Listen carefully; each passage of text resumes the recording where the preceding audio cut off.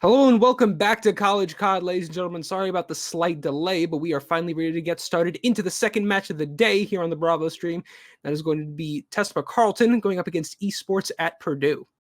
Yeah, and I think this one has the possibility to be pretty exciting, especially depending on how the early first two maps play out, because when we're looking at these teams, there's definitely some interesting map picks coming out that we'll get to later that kind of make you wonder who will be coming out ahead in the end. But first, why don't we just take a look at who's actually going to be playing on both of these squads, on their rosters.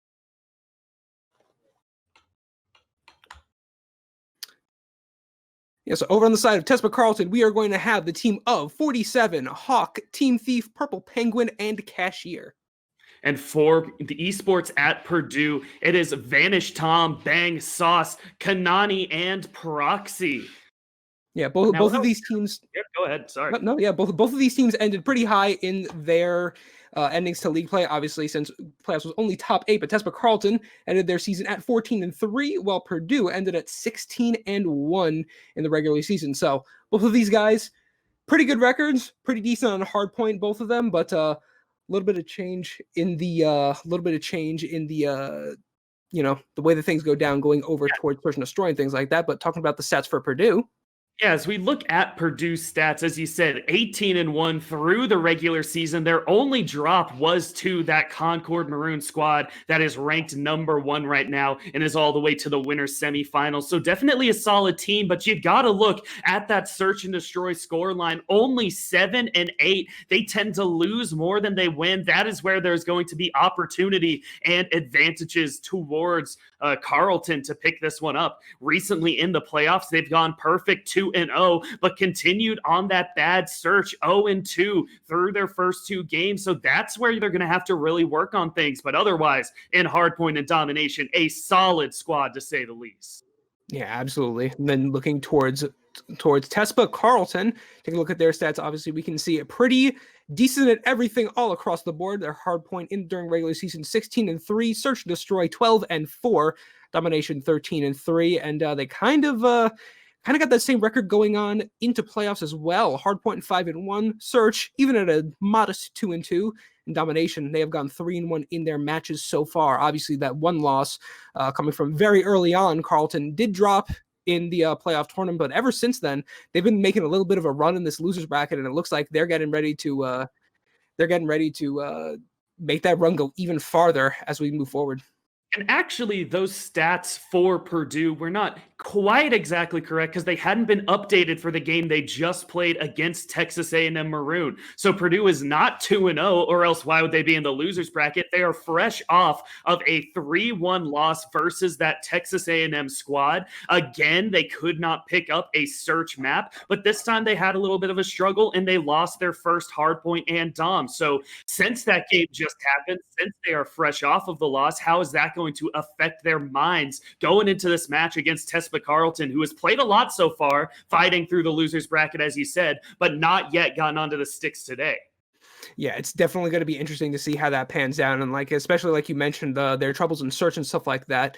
Specifically, the map that I want to talk about is going to be Arklov Peak. We were mentioning just before broadcast started how the pick for Arklov Peak for Search and Destroy is interesting from Purdue, to say the least, to see that they that was a map that they kind of allowed to get through. They are currently what was that set that we looked at, Morgan? It was I saw that they were 3-7 overall through the season and 0-2. So I wouldn't say it's interesting. I'd say letting that through bans was wrong for Purdue esports. Almost certainly, I would expect Carleton to take the first map that we're going to get into is going to be Gunrunner for the hardpoint. My early prediction is going to be that Purdue will take this one, but I'm going to be looking to see by how much, how dominantly can they go ahead in these respawn game modes, because they need to be perfect on it, or else I expect Carleton to force it to go to 5 maps and force it win through those SND victories. But as we are loading in right off the bat, Bang gets the first kill, and we are on to the Gunrunner hardpoint.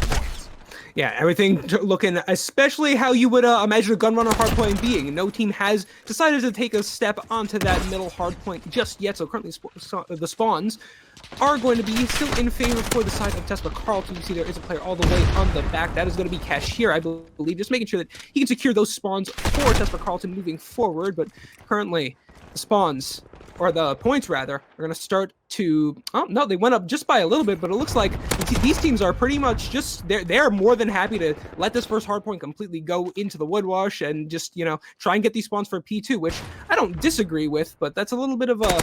It might be a little bit of a interesting start, depending on how we can see the rest of this game moving forward.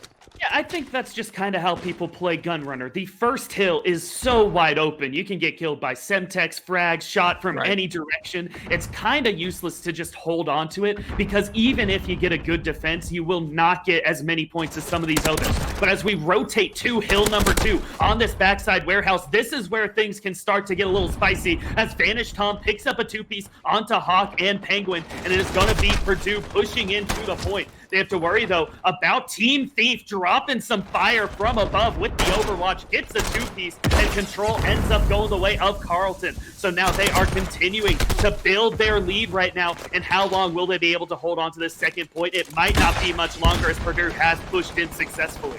Yeah, it was a beautiful hold by Carleton for so long, but Purdue also a very impressive break to get in there and hold as much as they possibly can. The hold is still coming in for them as well. Cashier, though, a little bit of shaky shots, not able to kill that player in there, and that could have been the point where Tespa Carleton was able to get through and get a little bit of those scrap points, but currently those points are going to be going in favor of Purdue, and now Tespa Carleton completely set up for that P3 hill, but now Benji is going to be just walking around this stack side of the map, not able to get the shots into that player. He is going to fall for dead for the side of Purdue as well. 47 now pushed up very far to try and put some pressure on this team as they are coming forward. He will unfortunately fall, but not before the hill is popped. So luckily for him, Tespa Carleton able to start to get a couple points moving forward and trying to make a comeback into this game.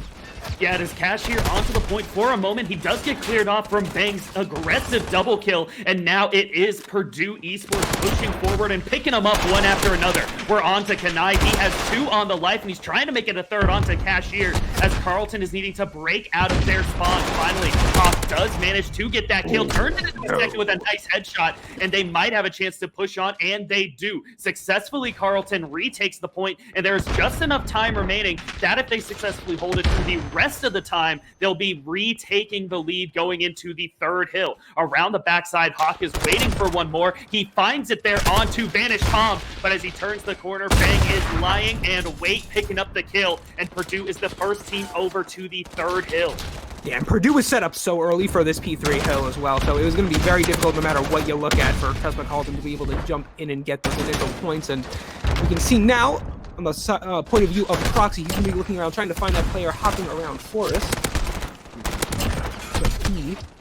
But he's not going to be able to fall. But he's not going to be able to do anything, and he's going to fall. I'm just going to see how much pressure is going to be able to put on for Tespa Carleton as Purdue starting to run away with this P3 hill. Still going to be hanging on the point of view of Hawk for just a little bit longer, guys. So we'll see what he can do off the rip, but the kill feed lighting up all yellow for the side of Purdue, and currently we're going to have to see how and what team is going to be able to get those P4 spawns. Purple Penguin does do good for himself, picks up a double kill onto Benji and Kanai. 47 adds one more, and now Hawk is hunting for it on the backside. Cashier ends up picking up the headshot onto Sauce, taking that kill away, but it is a little bit of momentum for Tespa Carleton. Now from the hillside, Hawk does get shot down, and let's check it where these players are fighting from. It is down at the hill for Tespa Carleton, but they're getting picked off one at a time, as Esports at Purdue is the first team onto this back hard point. Now Bandit Tom managing to get a nice 2-piece for himself. Hawk trades back with 1, and as we swap over to Vanish, he had 4 on the life, but finally gets shut down as Purple Penguin pushes in and gets a 2-piece for himself.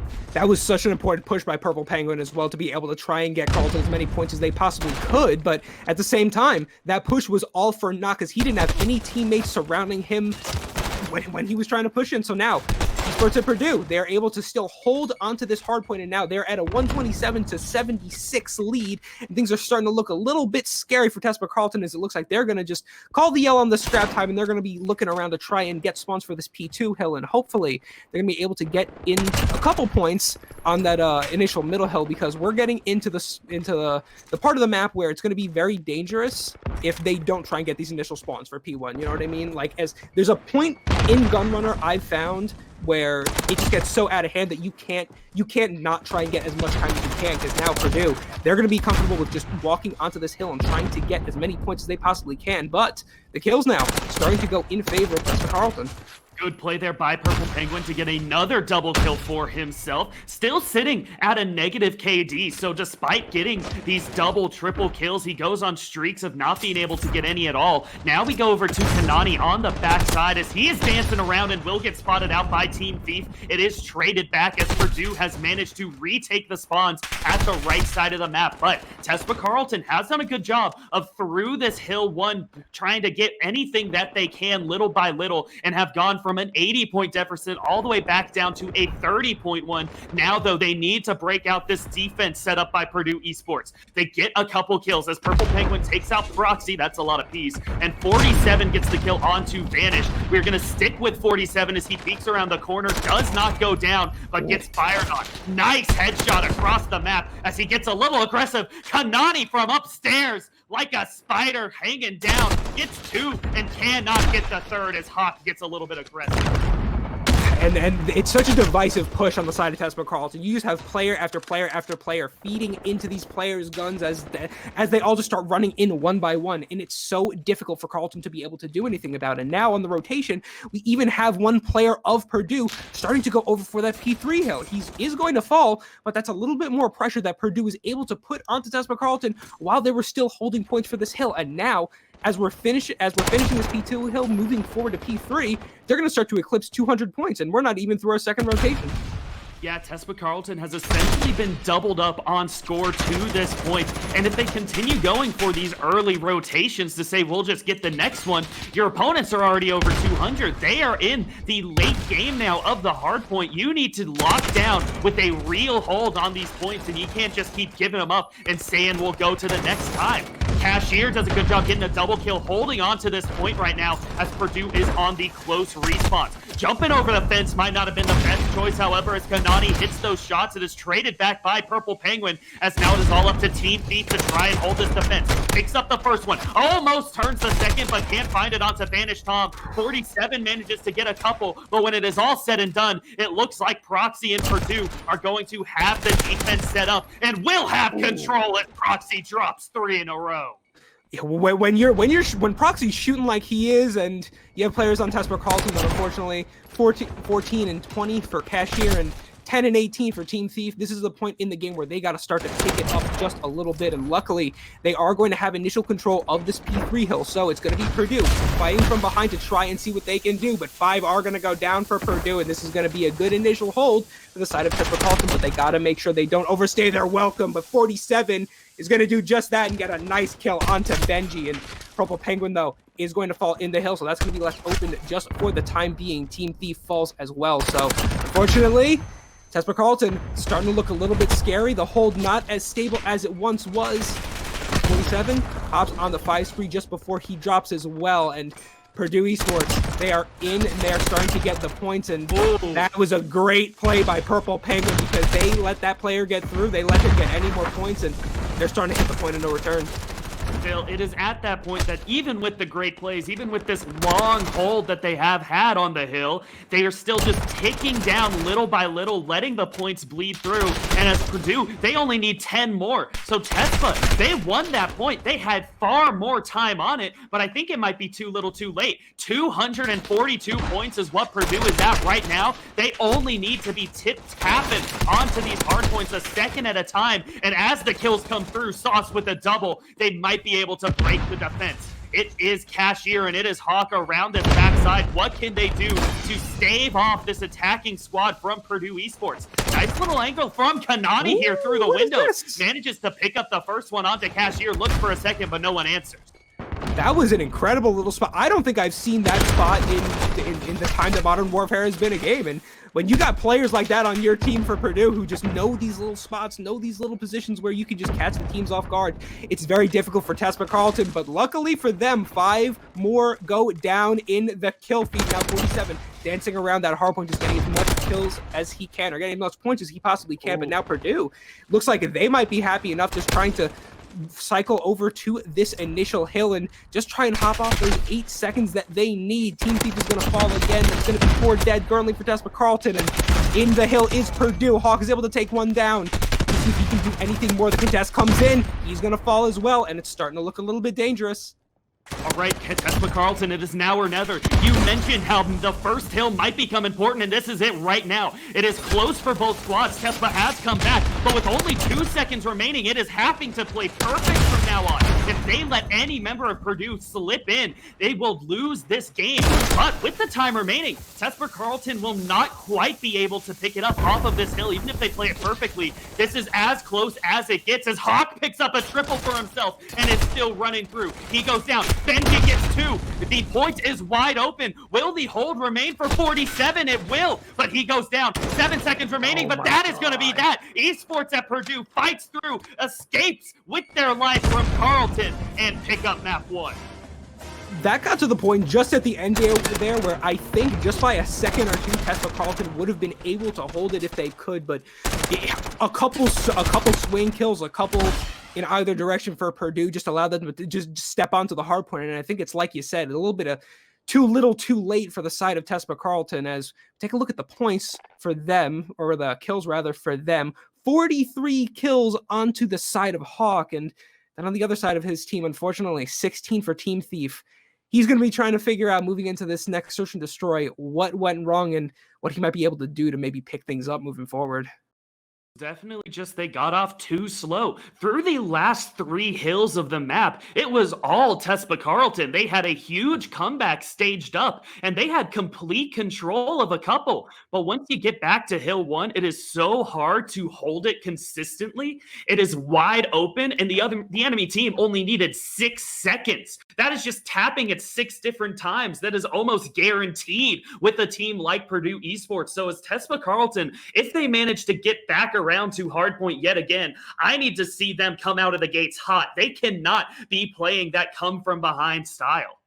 Yeah, absolutely. But now moving forward to this next game as well, Arklov Peak Search and Destroy, like we mentioned earlier, hasn't exactly been the best map in the world for the side of Purdue Esports. So we're going to see if they might have any little tricks up their sleeve to maybe try and swing the game in their favor, see if they can't pull this out from under their belts, because I think the both of us kind of have TESPA Carleton, at least for this game, moving forward and at least forcing the game 4 after this. Well, the interesting thing about Purdue Esports in their relationship with an Arklov Peak Search and Destroy is they picked it a lot, they lost it a lot, but they ended up winning all those games that they would lose the Arklov Peak S&D on map 2. So we were saying maybe it's just like, if you have to give up an S&D round to spend your ban somewhere else, that could be the strategy. Definitely, I expect Carleton to come out ahead right now because Arklov Peak is their best search and destroy map. But looking forward, it might be a little bit of mind games to Purdue Esports, or maybe we're just giving them too much credit right here. I don't know. I'm going to have to see how it plays out. I'm never against giving teams too much credit. I'm someone that whenever you watch a match against Concord Maroon, I think there's always a kink in the armor. I think there's always something somewhere that maybe Purdue hasn't shown off yet. Maybe there's 1 or 2 pieces that maybe are just going to fall into place for them, catch them off break here and there. I mean, we saw that in that Concord Maroon game as well, just earlier in the day. Little kills here and there, in one in the trench, a misplay in the B bomb side or something like that can go miles into just keeping a little bit of momentum for the entirety of the search and destroy. And really, when it comes down to it, I think that's what Purdue is going to need. Yeah, but what we can both agree on is if Carleton wants to pick this up and they want to stay in this bracket, they need to win this map right here. If they drop down 2-0, it'll be so difficult to pick up a reverse sweep against these great modes of domination and hardpoint for Purdue. So now or never, I think, is when TESPA Carleton has to show their skills and pick it up. Yeah, definitely. And we're absolutely gonna see how it is that they're going to be doing that. I'm very interested and very excited to see what it is that they're gonna pull out of their hats, and just hopefully that Purdue is gonna be able to keep it even for as much as they can. And as we wait to load in, I know for It's an Arklov Peak Classic, eyes on who are going to be the snipers and how much can they do with it. Because sometimes you give a guy the sniper rifle and he's just a no issue, doesn't really get hot, can't find picks anywhere. But other times, a guy comes out and he's shutting down pushes, shutting down defense before they can even get set up. That is usually the difference on these squads. And I want to see if either team and who on either team picks it up. It is going to be Carleton Esports into round one on the attacking side, and it is an A side push. Team Thief is going to be going the other way, trying to spot some crosses, but the other 4 members of his squad are throwing out the grenades, trying to pick someone off. A good smoke inside the trench will block off, I believe, Vanish Toms from spotting them out. As the way he is positioning, I'd expect he has a sniper, but the first kill comes in. Hawk with the headshot onto Benji, and Tesper Carleton gets the early advantage. Yeah, and 47 pushed off forward very, very... Yeah, sorry about that. 47 pushed off very, very far into that trench and kind of caught that player Benji off guard for just a moment. Now, Vanish Tom going to be seeing what he can do to just kind of see if he can catch a player out. He might be able to hear them. I'm not sure, but he definitely knows that someone's going to be lurking there. Not sure if he knows that there's 2 players there, though, is now almost 30 seconds left. That's for Carleton. Or Carleton, rather. I know that they're probably committing to this bomb site as we speak. And now Cashier is going to be able to answer another kill as well. And Proxy with the sniper, like we mentioned, we're going to see if there's anything that he can do. He might know that a bomb's being planted. He might catch a player right between the cracks. Not going to be able to do that just yet. And you can see him just overlooking the enemy team. He's Perfectly one of 2 timed. players left. Perfectly timed by Tesla Carleton. Just Carleton, we're working on that. They used all of their time before it ran out to get that bomb plant down. They picked up 2 kills with it, have added 1 more, and that is the 4th. The sniper in the back line, it is Proxy doing what he can, doing a lot, in fact, with it as he picks up 2. But a sniper ace is a very difficult thing to pick up. That missed shot is going to be huge. He will get pushed, and he will get a little bit aggressive, runs out of time in real estate as Carleton picks up the first round. And Purdue just kind of let it slip 1 kill at a time. Yeah, I think you mentioned as we were coming in that sometimes snipers very hit or miss when we get into Arklov Peak, and your sniper's got to be able to pick up a kill or 2 before the bomb has 20 seconds left to go off. And well, that's going to be one of those things that's something that I want to look for in these teams moving forward through this game as well, is I want to see them know when to put the sniper away. We see it way too often that teams keep the snipers out throughout the entirety of the game thinking, nah, man, I got this. Nah, man, I got this. This is it. This is like, I got this. But it's so important to know when it's just not working out and when you need to have that extra player on hand to be able to get as many kills as you can in a situation like they were in before. And Proxy, just for a moment, he might have caught someone out. Didn't take the shot, though, and now he's just hanging back, trying to catch someone on flank. But Benji is going to be pushed up, able to get that first kill, and trying to see what he can do to open the bomb site up just a little bit more for his team. Is now that's where Carleton is down. Or Carleton is down 3 players to 4 here on the A bomb site. Looking at Team Thief, he has decided to take a move, and let's see if Proxy on this backside, or actually it is Kanani on the backside with the defense. Team Thief decides to pull the trigger. He gives up his position, but it is a lot of distraction. He even comes out of it with a kill as well. So now Purdue Esports, they're in a little bit of trouble. They're in no man's land as the bomb carrier has rotated back around to deal with that threat. And with only 20 seconds remaining, these 3 members are going to have to make a big push. Across for them, for Carleton, it is Purple Penguin and 47 just trying to hold off for the last few moments. Sauce comes around the corner. He escapes with his life, and now they know where 47 is. Another push coming in as Vanish Tom gets wall banged through the cover. 47 doing everything he needs as there is no more time. The real estate has run out yet again for Purdue, and Carleton picks up another round. So continuing to work the clock perfectly is Carleton, where across for them, Purdue just kind of ran out of time. They put a lot of resources into dealing with that flanking Team Thief, and it just didn't pay out for them. I don't even know if they ended up picking up that kill at any point. No, I'm honestly not sure they did either. And that's just one of those situations where you got to be able to have at least 1 or 2 players just running around and kind of doing their own thing, right? I think that what was their sniper player was Proxy, I believe. Yeah, he wasn't even able to pick Team Thief off when he was looking for that flanker, and he wasn't able to pick up the flanker. And that's one of those things where, you think maybe he has any gun that isn't really a sniper, and he might be able to do something a little bit more. But now, making me eat my words as Proxy, is he gets the entry kill onto Cashier, and now Carleton will be fighting behind on a 4v. Well, make that even on a 4v4. Now Proxy just dancing around trying to see if he can't catch anyone out. The bomb currently pushed up a little far for Carleton, and we're going to see if they might choose to commit to this or if they're looking to make a little bit of a rotation over towards the B side as well. But Team Thief, number 4, over on that B side, making the quick flank to see if he can't catch anyone out of position and just doing a little bit of recon. He's going to be saying, yo, guys, I don't see anyone back here. There's probably someone in the site, but I can't see anyone where he is. But as he's on the flank, Proxy, he's going to pick up another one.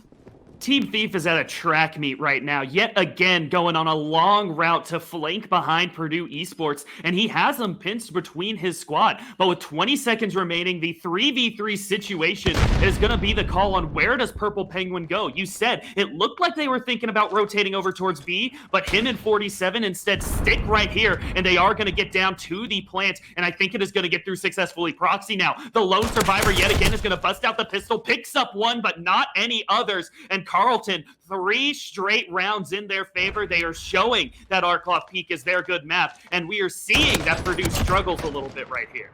Yeah, a little bit of a desperation play for Proxy, it looked like. He runs in, he's able to get that kill, but it's just unfortunate. A little bit too little, too late. The rest of his team's having a little bit of difficulties picking things up around him, and that's just one of those poor situations, especially, I mean, I mentioned in the beginning of that round, Proxy, making me eat my words. When your sniper's putting down 3 kills on the map, the rest of your team has to be able to do something around it as well. Currently, for Purdue, Sauce and Vanish Tom, 0 and 3, both of them.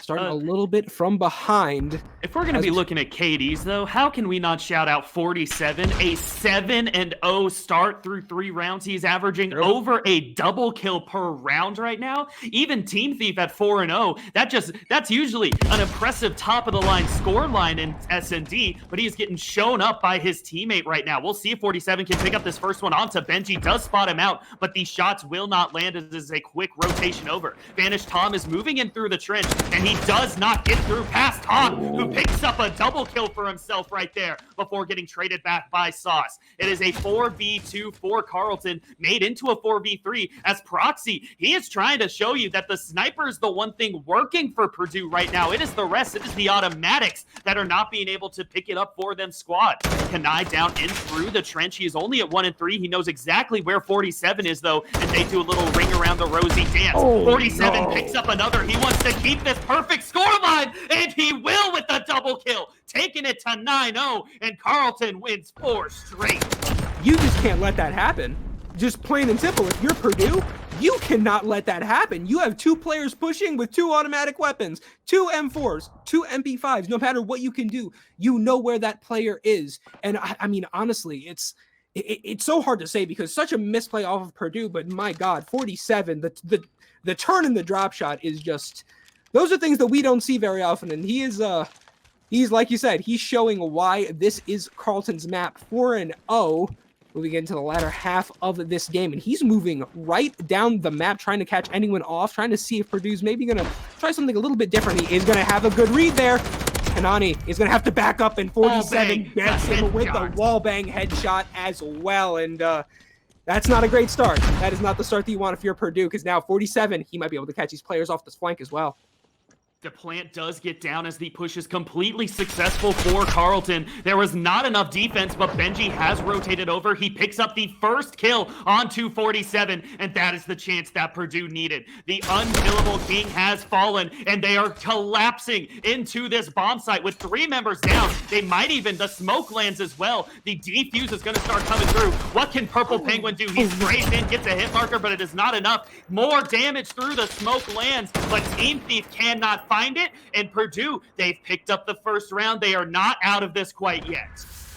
2 very, very, very close, or very close possible kills for the side of Carleton. Just kind of swing that round in one different direction either way, and that's hard for them, but it's good on Purdue as well. This is what they needed. They needed that little bit of momentum to start moving them forward. They can say, hey guys, we did this. We got this one round. We strung in an attack or a defense. Let's string in an attack as well. And Proxy starting to see if maybe he was changing a class or something like that, just trying to figure out what it is that he's going to be doing running into this round. And it looks like it's going to be a hard hit at B, but Carleton actually is going to have a majority of their players stacking over at A for the time being. Outside of Proxy, it is still rough on the KDs for Purdue Esports. A lot of negative action going on, and Proxy is also only one above. But with that last round, we can see if this is where they start to turn it. The push is over towards B as the bomb is going through the outer section, and Benji opens it up. First blood onto Cashier. 47 is back. He gets revenge for his teammate and for last round by getting the kill onto Benji to hold this defense. Now, though, we see Purdue is setting up those 3 members right outside the window. The first little bit of concussion comes through. Will they be able to get this entry kill onto Team Thief? Sauce certainly will not, and that is the bomb down. Carleton has control, and what is Purdue going to do? They have committed completely to this push. The bomb is in. They can't rotate now, and with the flank, Purple Penguin picks up an easy one onto Proxy. 2v4 situation now, and it is slipping away for Purdue Esports. Vanish Tom, the lone survivor, runs in and goes down. The one round does not turn into more as Carleton fights their way back, and they're the first team to map points. Yeah, such a misstep by Purdue right there, I think, as they were looking at that window. You have your bomb player go in alone and bomb goes down, and you don't even have a player there that's going to be able to finish that kill. I mean, if you're going to let your bomb carrier go down, you at least need to have another player there to get that kill and get that revenge. And that other player that was back there, I recognize the position, I recognize what he was doing, trying to look in on him, but that was an all hands on deck type of situation, I think. And now, like they you said, had 3 players outside that window. They easily could have had someone stay in that position, hold it from outside, and still have 2 people push in to guarantee the trade. So I have to question the play calling right there from Purdue. It was a good push. And now as we're into the possible last round, Hawk picks up the kill onto Benji. The first blood comes, and another one lands right there for 47. He has broken 13 kills here on this S&D, and he is hungry for more. On the backside, it is going to be Kanani in the next 1v1 if 47 continues to push down the trench, but it seems like he's just going to take his time, waits to get cover from that grenade, and the shoulder will not get peaked. So Carleton has gotten in towards this A side, but they are yet to make the call to actually go for the plant. We've seen this before. They like to use all of the time on the clock. No need to get into a hurry. And with the man advantage, I think it is the right call, as Purdue really doesn't have a way to get this back. But Kanani does manage to get one. The 2-man push does not result in a trade, and that evens things up 3-3. This is now way more close, and with only 20 seconds remaining, they need to get the plant down right now. 47 re-picked up the bomb for his squad. 2 kills on the round. He's going to try and add a plant to it as well, as it is a 2v2 situation. 47 goes down to Proxy. It is immediately traded back. Does he have enough time to get this plant down, as it is all down to Sauce? 1v2, what can you do, as the bomb does manage to get planted? And this is going to be a very difficult post-plant situation. Hawk and Team Thief walking around, controlling the map to see where they are. Little did Sauce know that he was right in front of him. And that's going to be Carleton taking the win 6-1 and what can only be called a very, very dominant showing for what is quite obviously their strongest map in their pool. There we get to see that last kill. Definitely Team Thief was just laying down right there, and he kind of had a gift when he heard the last member run up right behind him. But as we said, Carleton needed to win this. This isn't really a time to celebrate. It is more, they need to be breathing a sigh of relief that it had to be a dominant victory. It was. And this kind of, to me, is like the match really starts right now. I think we knew map 1 would go the way of Purdue. We knew map 2 would go the way of Carleton. This is where things start to get a little more up in the air. Yeah, just looking at the stats for a sec as well. 47, obviously, on the 14-2. Team Thief didn't die. 7-0, the entirety of that map. Even that one round that Purdue won, he's still alive. He's still alive, and he's still able to make it through. The entirety of that team just felt so comfortable, and just visually, they knew what they were doing at every given point in turn. Whereas Purdue, you mentioned it before, they looked a little bit lost. They looked a little bit confused, like they didn't really know, the bits and points, where they were going to push, when they were going to push, where these players might be. And for as much as they've played Arklov Peak, it's very obvious that the stats kind of show it. I think part of why Team Thief didn't die that entire time is he was always just running on these huge flanking routes around the map. He seemed to always be where you least expect him, and it was shown in the final death when he was laying directly underneath the surviving member of Purdue Esports with no idea he was there. Team Thief just kind of always finding a way to be where he was least expected. But now, as we are going to be going into map number 3, it is Hackney Yard for the domination, and this one might be the difference maker. This might be where things end up getting decided. Yeah, if you're Carleton, you're going to have to start to pull in a couple of these respawns. We're going to see if that's something that they're going to be able to do after we come back from this break. So 1-1, Carleton and Purdue Esports. We're going to see what the rest of the game is going to look like after this. And welcome back to College COD. Carleton going up against Esports at Purdue. Currently tied 1-1 in the series. Coming up next is this Hackney Yard domination. And at least for me, looking forward into the game, this is when Purdue really needs to kind of put that search and destroy behind them. We were talking about before we came back how that's probably a map that they knew that they were probably going to drop, and Hackney is one of their better dominations as well. So this is something that hopefully they can just kind of look towards the future, be like, hey guys, we're good at these respawns. We can pull these respawns, and this is where we're going to win the series.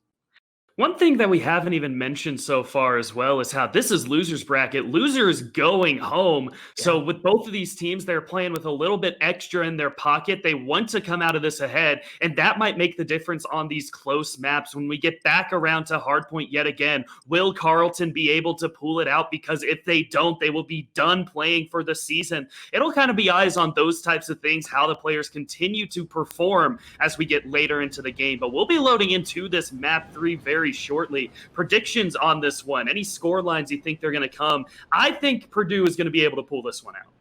Yeah, I definitely do. I think if we're looking at score lines for Dom right now, I'm thinking maybe in the maybe 170 range. I'll give Carleton maybe around 120, something like that. I think they're going to be able to do some damage because I mean, if we look back over towards that hard point, they are a scrappy team, and there's a lot of scrap that they are able to pull out of their pockets. And luckily for them, they are starting on the good side as well. So we're going to see if there's anything that they can do. But Kanani is going to be able to pull that first kill in Purdue, starting to load themselves into this B site.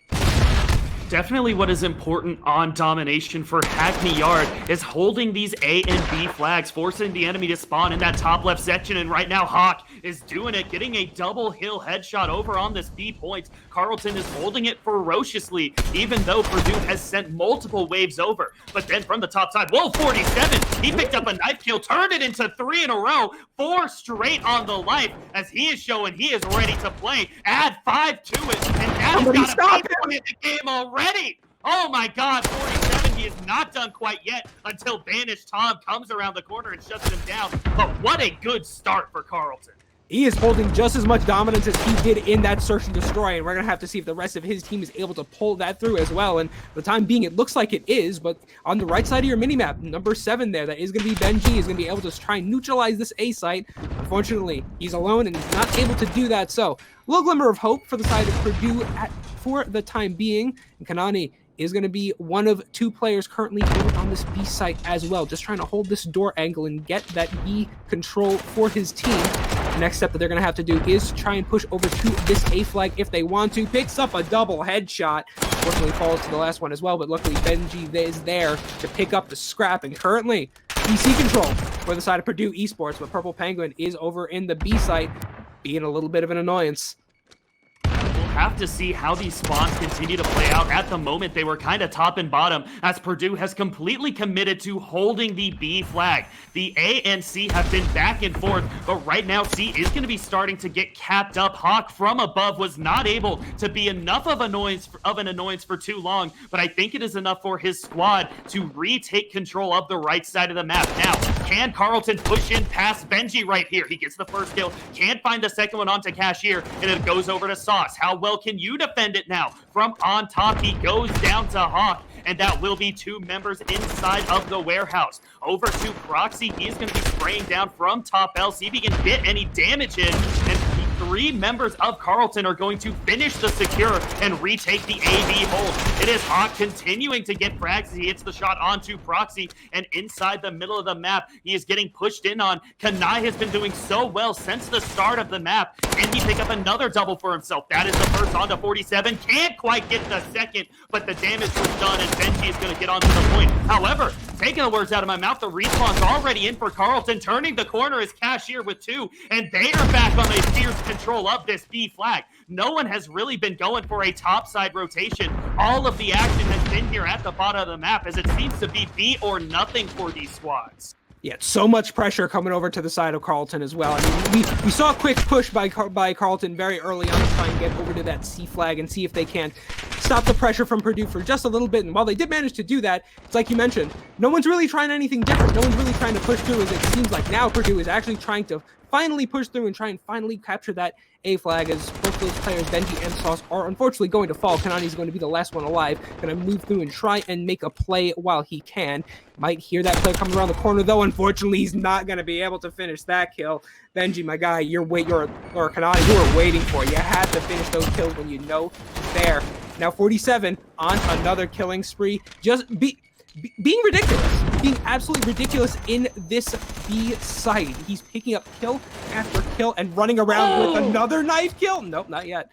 Thought he had it. But as you look at the KDs right now, what is going on for Purdue? We talked all about how they should be the ones dominating in these respawn modes, but 3 members at negative right now. The score continues to grow in favor of Carleton as they have passed 20 points right here. And when you have 47 just going off like this, carrying his squad through, they need to find a way to shut him down or they will not be able to turn things around. But for the moment, A and B finally have swapped sides as Purdue Esports manages to flip the spawns. Cashier sliding through, somehow still hasn't gone down as Benji. He was just holding his time, didn't pull the trigger, and he's given away a kill. Sauce, the lone survivor on Purdue for the moment. His respawns are coming in. How long can he be a thorn in the side of Carleton? I think it is going to be long enough to at least keep too much from going across to Carleton right there. Yeah, that's just unfortunate for the side of Purdue. If they're able to hold that A and B hold for just a little bit longer, they might have been able to bring that within 10, but currently as it stands, 91-71, a 20-point difference in favor for the side of Carleton. Definitely not what we expected at all, and this is 47 with the knife kill. Oh, no, that's not what you want to see, and this is what he's been doing for the past 2 maps. I mean, he literally has not slowed down from the search and destroy up until now. And when it's a map like Hackney Yard, and that's when you're able to play, you know, as cracked as you possibly can. As we can see with 47, that's exactly what he's doing. I mean, he picked up 2 more kills right after that. That wasn't even the entire play on that life. It was just too much action for Call of Duty to hold at once. But now, as the advantageous spawns have flipped, they are the first one onto B, and Sauce gets an opening kill headshot onto Penguin. This is already better for the side of Purdue, though. Obviously, starting on that good side, they have that initial A and B hold, and they get the quick B capture. But now, Hawk is going to be top Z, just trying to see if anyone's going to make a mistake and push through that door. And it looks like they did. It was Kanani, but it wasn't a mistake. He was able to pull that kill out and move himself forward. And now, A and B in firm control for the side of Purdue. And all of Carleton is going to be spawning over on that C side. And we mentioned it before, it's such a long rotation for them to try and come around, but it looks like there is going to be one player over there just being a little bit weird, being a little bit of an annoyance, trying to see if they can catch anyone out of position. Unfortunately, they were not able to, but now kills being traded left and right, and for the time being, that's going to go in the favor of Purdue, as for the moment, they're going to be able to take this B flag back. All right, good job by Carleton to get into B, but they have to worry now from up top. Sauce is going to not pick up the first one onto Team Thief, and in fact goes down. You had them all lined up. The shots do not land, and TNT are held for Carleton. I was just about to say that I was getting worried for the boys in green. I thought that this might have been a slow start that is going to lead to Purdue on the comeback, but now that they have retaken the B flag, they have that center point in the middle of the map. Can they fight outside from it? It looks like 2 members are going to be going back towards C as Cashier and Purple Penguin both get killed. Proxy answers back with 1 onto 47. A team kill onto Kanai, however, is not going to help him out as C is starting to get neutralized. The map has finally woken up after it was a little bit stagnant through the first few minutes, but now as Cashier gets the kills for Carleton over at the A flag, they have finally reset control for themselves and are going to be able to re-spread that lead out. And that was such just an interesting turn of events, because you get a couple kills in one direction. It looked like the players for Purdue were trying to split the map a little bit, get that AC hold. But unfortunately, if that's a hold that you're going to try and go for, you got to be able to put the gunnies up. You got to be able to get the gunfights that go around with it to keep that pressure on. And unfortunately, all the players were just going to fall. So instead of keeping Carleton neutraled for a flag or something like that, they were the ones that get themselves neutral, and they weren't even able to grab a point. And now C is going to be the neutralized one for them, but it looks like A and B, though, is going to go in favor for the side of Purdue. This might be exactly what they wanted. Van and Tom is going to be in here putting down the pressure, not going to be able to finish that B, though, and now Carleton is going to push through and get control right back, as A and C is going to be what we are going to have held for Purdue Esports.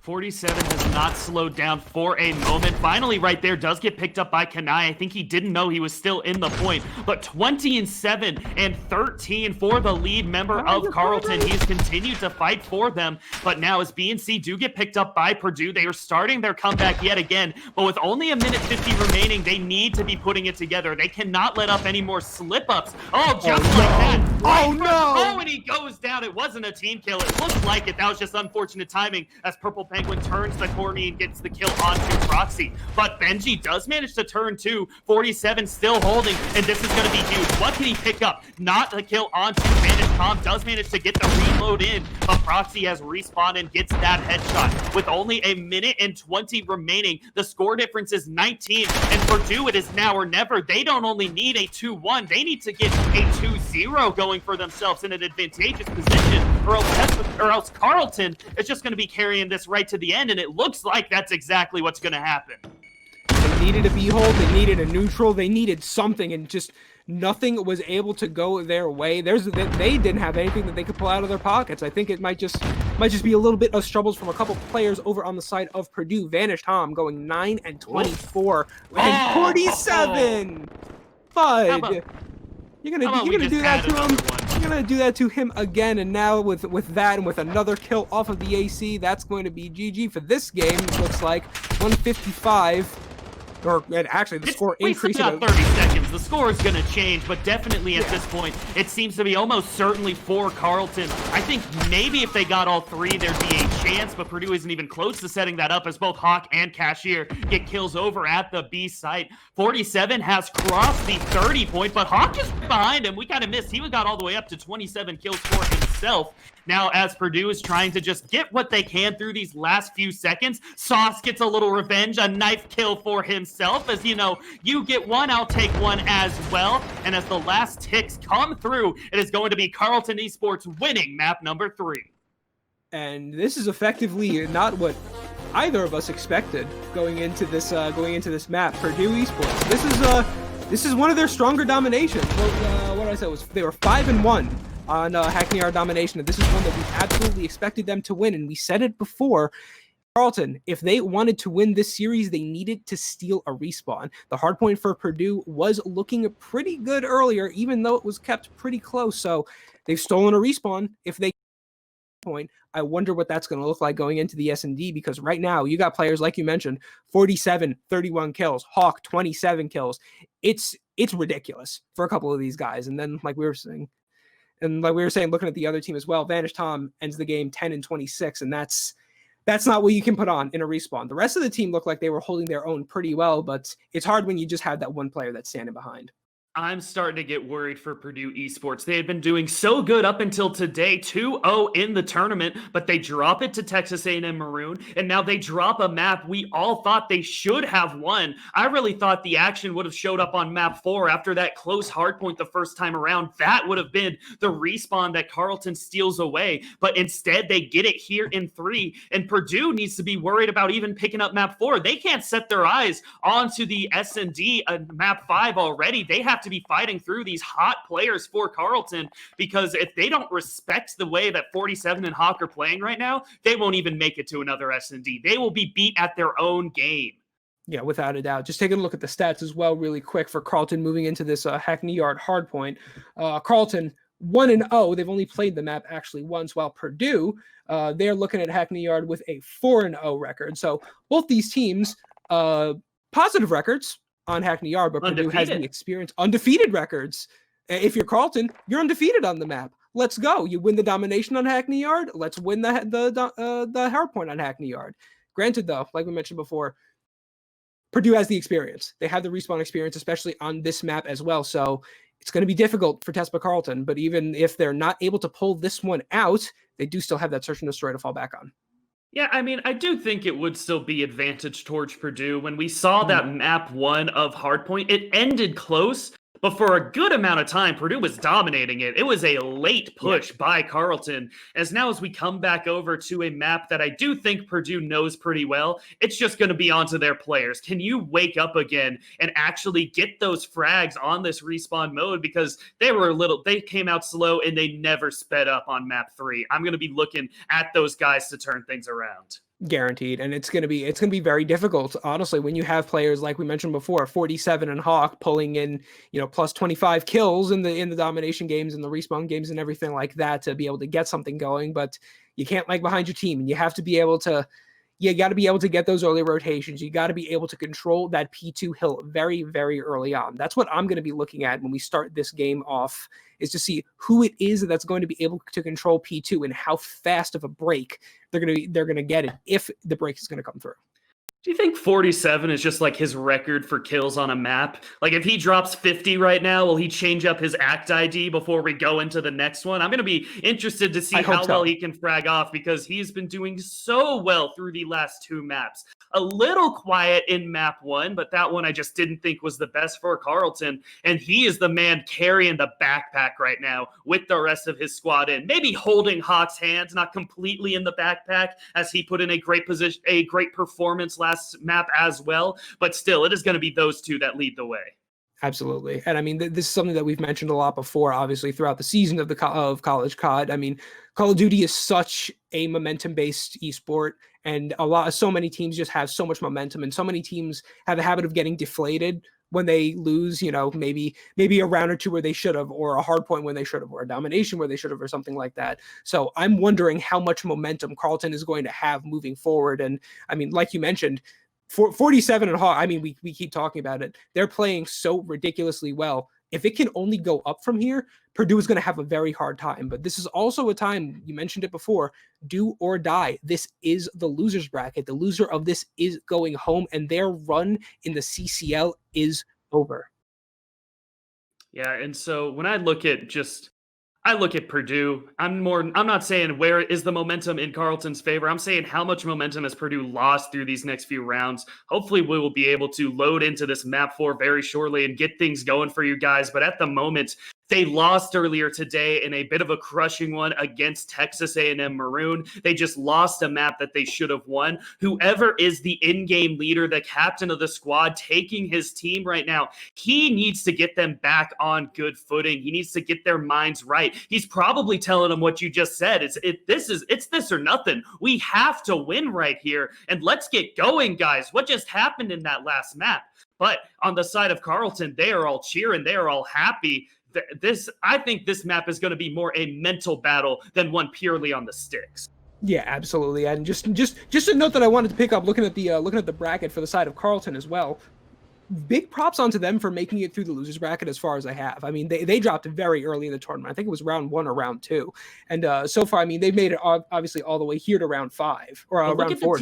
Look at the team they lost to. I'm pretty sure that Georgia Southern squad, if I'm right, is in the semifinals right now. Exactly. So when you're only losing to a team that is still winning and winners, that means you got a pretty good thing set up. But we are into map 4 as Purdue Esports is going to be spawning on the closer side. A little bit of a miss on the parkour for Vantage Tom, but he does get it to that top nest position. Benji? He didn't get any kills. Benji, what are you doing?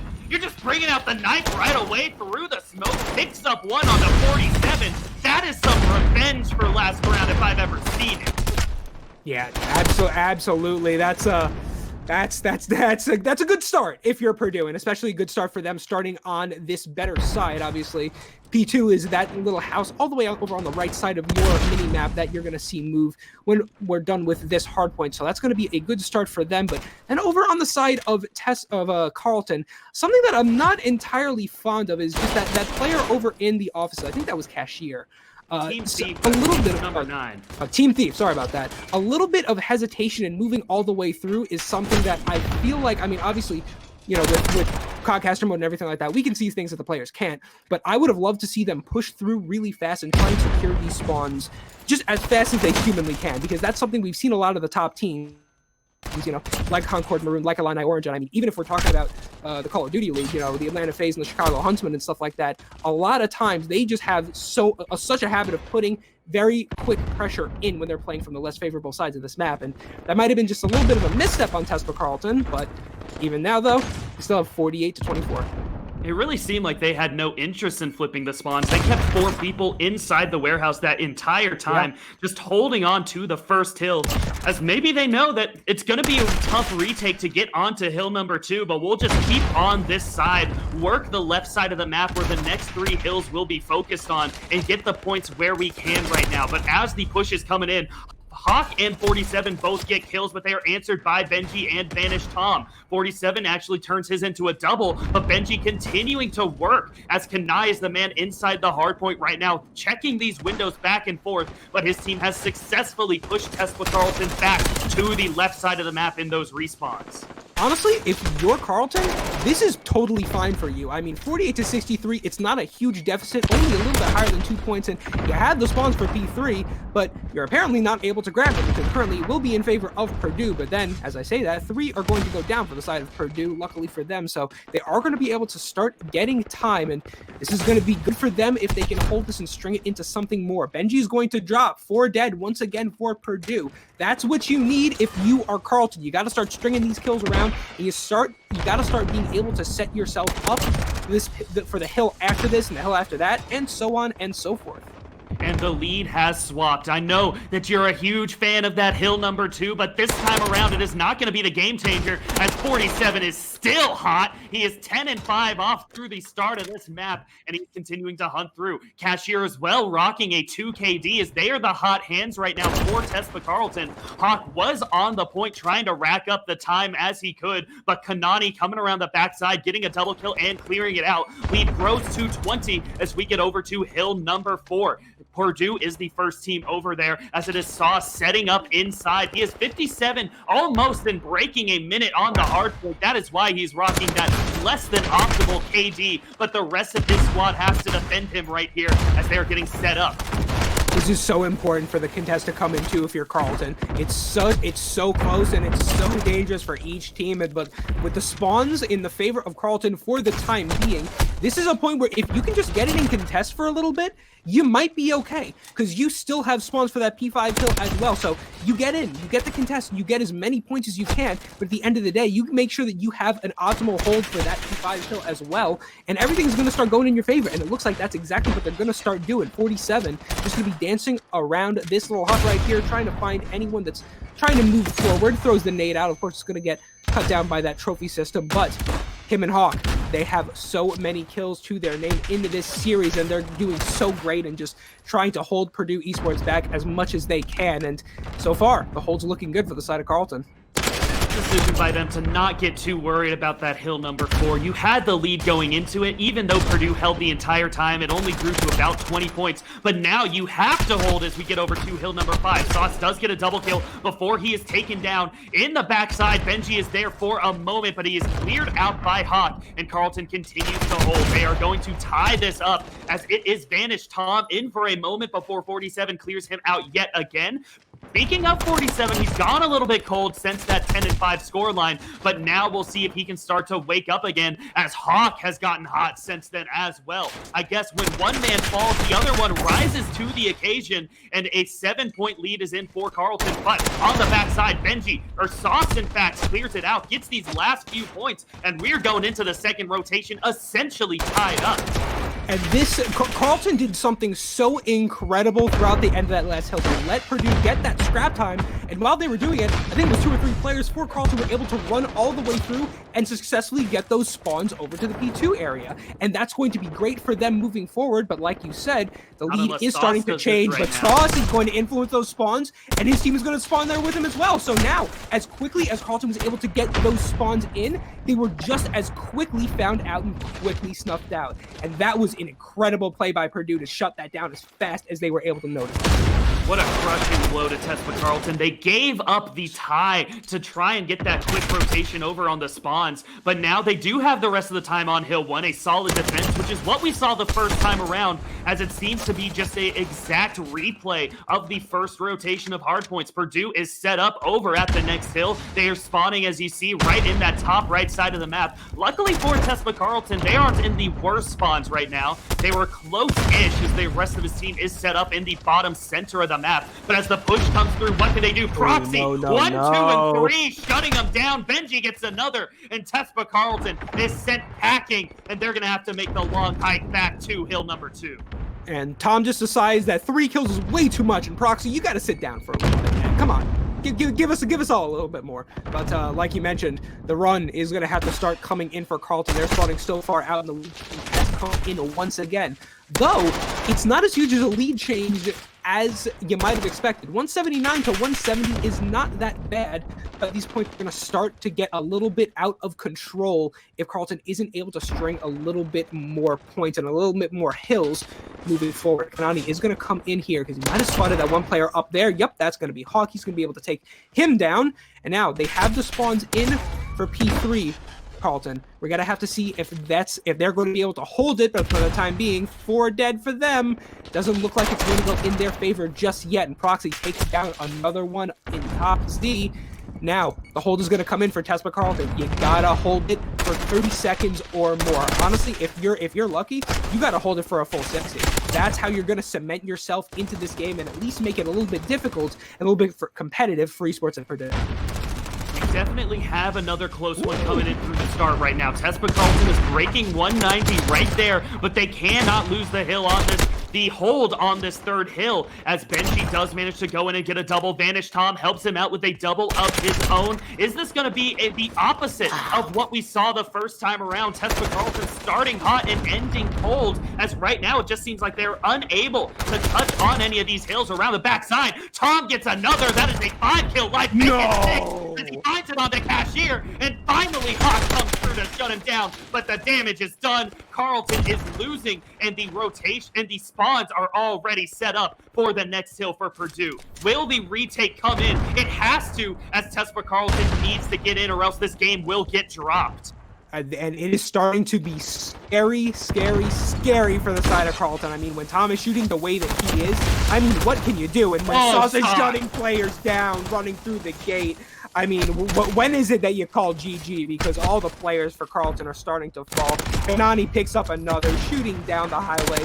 243, 244, 195. They're starting to flood through, but 5 down, and it's not going to happen. Esports at Purdue, Purdue Esports. They're going to win the hardpoint and push it to a map 5. What was that switch that just got flipped at the end of the match? Look at this play of the game as they just get melted down by Proxy. Any of the things that happened at the end of that match could have been it. Kanai picked up 4 or 5.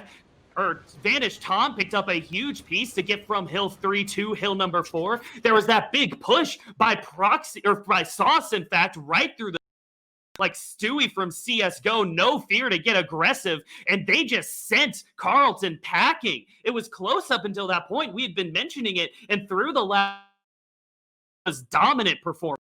And so even all through the side of Purdue Esports, if we're looking at them too. But then if we want to look over on the side of Carleton, I think that was Team Thief dropped an 8. Yeah, and I don't like calling players out. I really, that's not something I like to do, even though I kind of have been doing it. I apologize for that. But a bit of your job. It's a little bit. You're not wrong.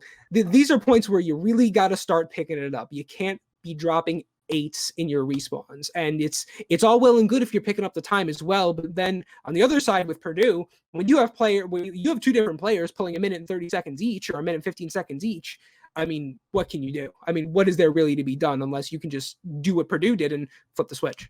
And now things are getting real interesting because even though we've made it back to the S&D, Carleton has done what we said they had to do to win this map. They took away one of the respawns mode. They made it to map number 5, but the map we are on is what's the interesting call. Gunrunner is something Carleton has struggled with. Even though they're a very good search and destroy team, this is not the map they want to be on when it all counts. And across from them, Purdue, even though they are not a great S&D team, Gunrunner is probably where they want to play this. So this will be so interesting to see how the mode ends up playing out. It was a dominant performance on Arklov Peak. It was 47 taking complete control. Will he be able to do it again, or will the change of scenery end up being the difference that lets Purdue get back into this game and continue to fight through the lower bracket?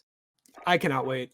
I cannot wait to see what this is going to be. I mean, Carleton has put up such a fight, like I mentioned, just through all the way through round 1, all the way into now. I mean, I would love to see them be able to pull this out. And I really think that this is, I mean, search and destroy is their bread and butter. And this is something that they can do they can do incredibly well. They can for sure pull this off. But like you said too, Purdue, they already went through the Arklov Peak. They shrugged that off. That happened. They can put it behind them, and this is a chance for their players to get aggressive. You have players like Proxy, like Kanani, like all of these guys that can go off at any given point in time and pull something amazing out of their hats, and this is definitely the round to do it. Do or die is in full effect right now. When we get to the Game 5, that's really all you can say. This is exactly what you want to see on a loser's bracket. You want to see it go the distance. And this one actually has a chance, I think, to go to 11 rounds. It's going to be a lot closer than what we saw on map 2. Like he said, every member from Purdue has the ability to go off, but can they actually do it here when it matters most? Because they've been putting down great score lines on map 1, 3, and 4. But on map 2, it was a terrible view from their side. No one was really helping out the sniper there on Arklov Peak when you really want to see it the other way around. We are loading in right here, though, into map number 5. This is, as he has said, do or die. Who's going to be coming out ahead here in the College COD playoffs? I love Call of Duty and I love losers brackets, and as we're just gonna see our beautiful little graphics just for a little bit quicker of a second, just because we want to show them off. But as we can see on board with Vanish Tom on the side of Purdue right now, that bomb is actually going to be moving towards A very, very quickly. So often do we see this bomb moving forward very quick over towards that B site, but A is going to be the choice for Purdue as we get things started, and the trades are going to go in. Hawk and Benji down for either side, and we're going to see what Purdue is going to do to try and hold this down. Purple Penguin's going to find another sauce with 2 himself. Can he find the third? No, he cannot. And now a 2v1 over for Team Thief. He's going to have to start picking it up.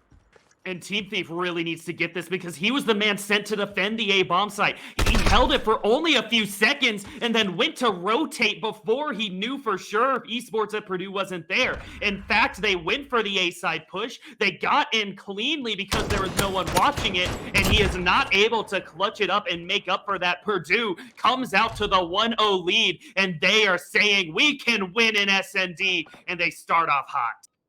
And they are already exactly where they were at the end of that Arklov Peak, fun fact.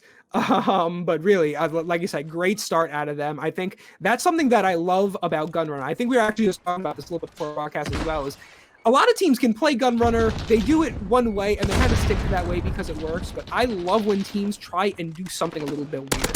Purdue takes that bomb crazy quick over towards that A site, and it works out for them. Speaking of working out for them, Team Thief pulls out the sniper, gets the first kill with a trade onto Benji, and now he might have sight on another player as well. He holds it there for a little bit, just holds it there a little bit longer, just a little bit longer, or maybe that player's not going to peek. I don't really know. I love this position there for Team Thief. That sniper, when you go over towards the B side, can do so much work, but you have to hit your shots. Right there, Kanani did spot out Cashier. We'll see if he ends up picking up the plant, but Purple Penguin goes deep forward to get it down for his squad. Still, no kills coming through until right there. He let it. Oh, the hit marker, Team Thief. That's got to feel terrible, but the plant is down in the 4v4 situation. You got to worry about these rotations as it is now popping off. 2 more kills go for both teams. 47, and Team Thief are fighting against Kanani, the lone survivor for Purdue. What can he do now? He has to clutch it out in the 1v2 situation. Another hit marker!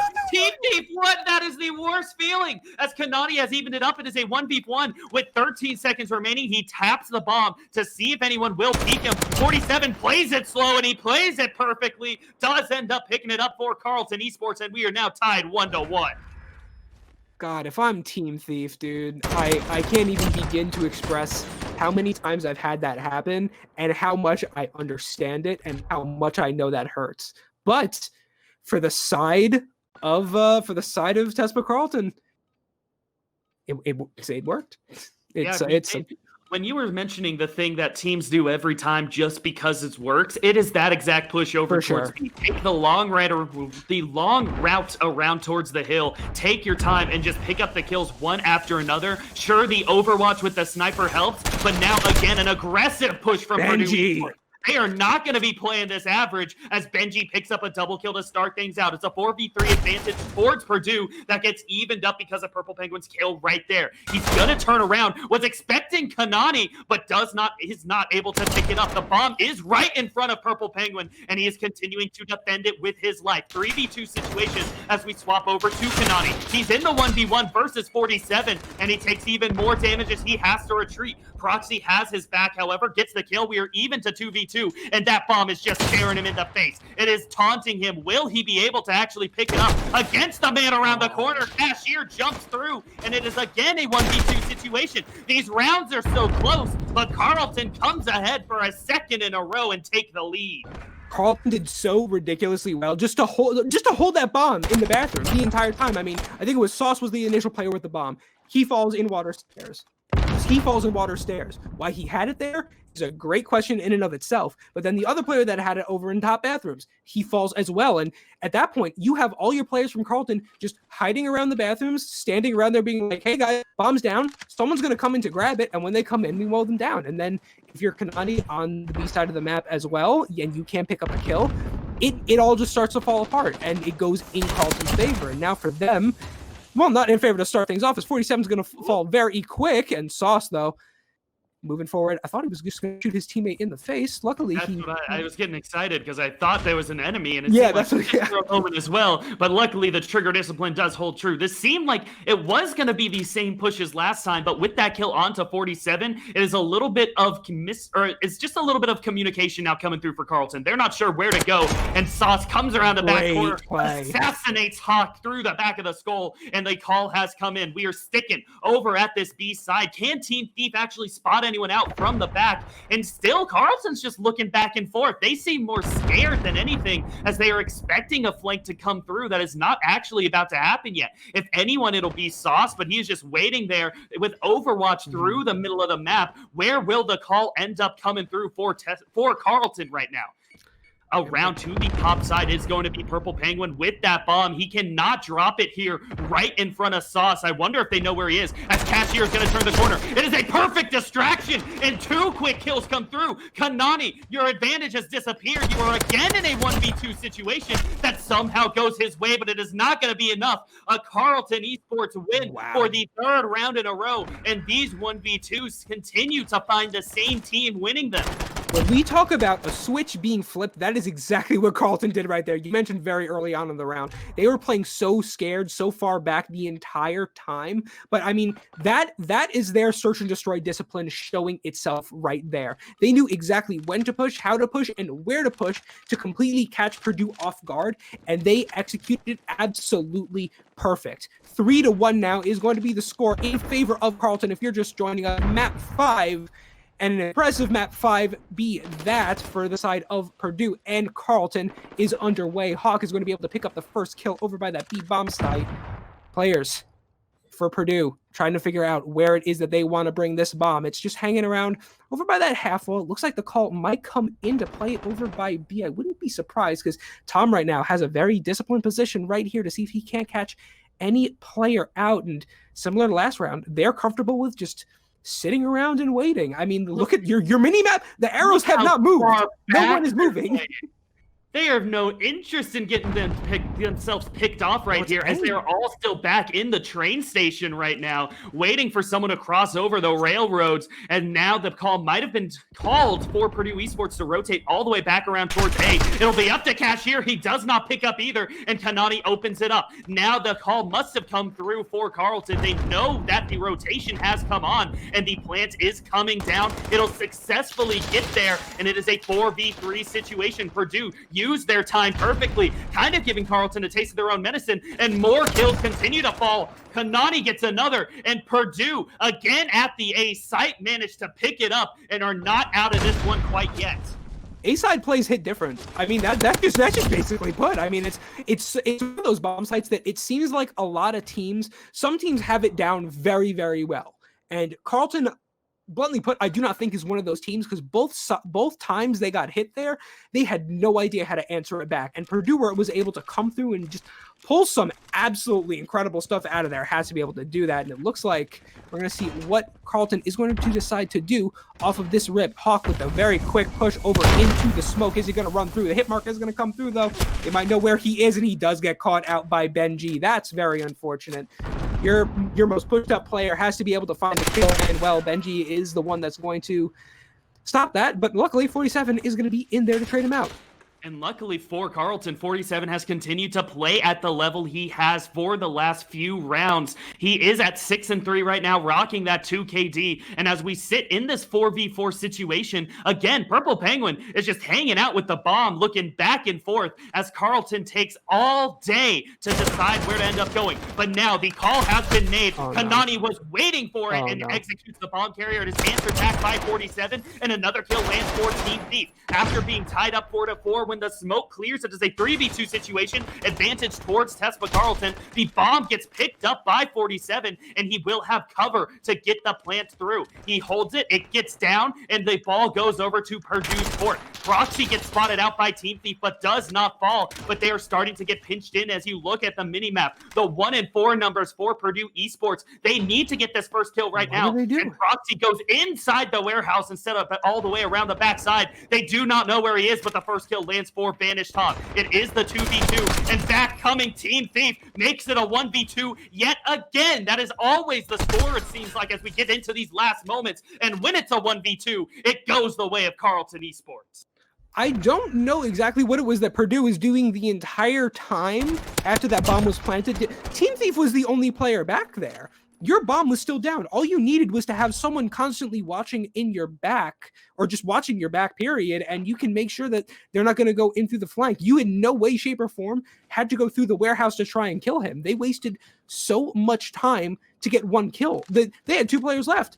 Every player on the map for them was going over towards Team Thief, and that's something that absolutely cost them the round. And for Carleton, a great play by them just to you know, let Team Thief be annoying. Have them hold positions on that bomb. Carleton completely through the top side. There was no one defending towards B, as they must have expected it to go through A. And now to be pushing out through that room by vents, it is going to be up to Tom to take him down. Gets the first, but not the second. The bomb was planted, and Benji is upstairs able to pick up a second one. Carleton, an interesting defensive tactic to say the least, but when it is said and done, it is a 3v2, making a 3v1 situation, and Purple Penguin is going to have to clutch it out. I don't know what they were thinking with that one, but it did not pay off this time around, as Purdue just rushes into an undefended B site, gets the plant down, and are going to pick up this final kill, making it a 4v3 scoreline. I can definitely see where they're coming from, though, Carleton, with that. I mean, Purdue pushes A twice. They get 2 winning rounds off of that. You think, hey, they're definitely going to hit this another time. But I mean, but then that's on Purdue to have the great discipline to know that they're going to think that we're going to do that, so we're going to go over to B. And the play comes out, the rotations are good, and it's great stuff over by them. And the game's staying close, and this is what we wanted to see. We mentioned it before. Losers bracket, no holds bar. This is for everything. All the marbles, all the peas, everything on the plate.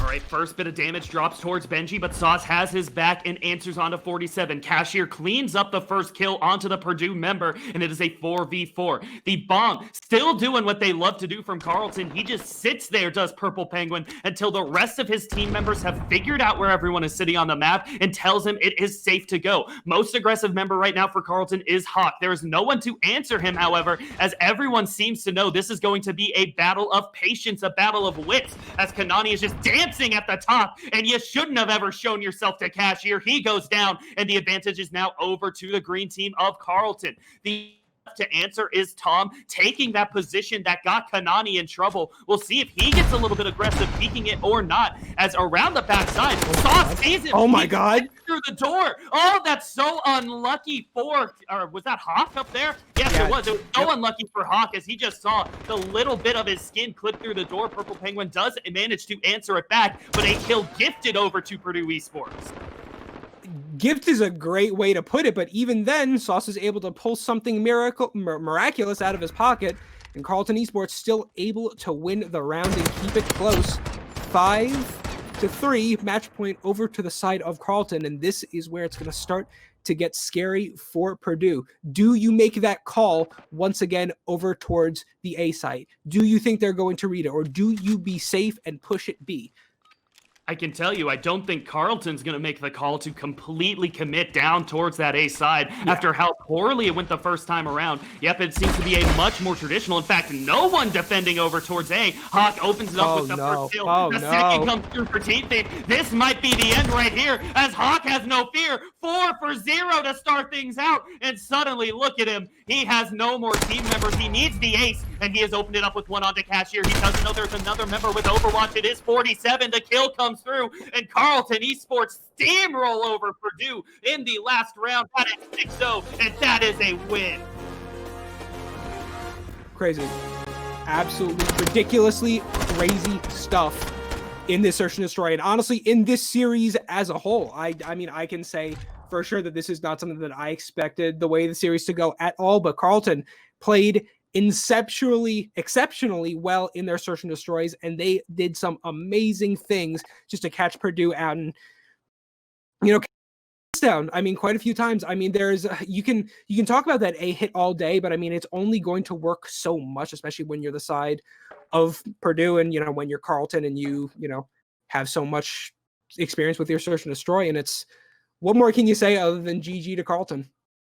Not always in the business of handing out MVPs, but today it has to go to 47, seeming to always be at the top of the map, doing when it mattered most, especially in some of those close games when it was kind of seemed like Carleton might have been falling out of favor. They managed to pick up the respawn mode on the domination. That was the key. We said right off the bat, they clean up on S&D both times around, and they continue to survive, going deeper into this loser's bracket. As he said, GG's to Carleton, but as well to Purdue. Thank you for them thank you for them to come in and perform in this bracket, even though they are going to be sent home. They competed as well as they could, but today was just not their day, picking up 2 losses in a row.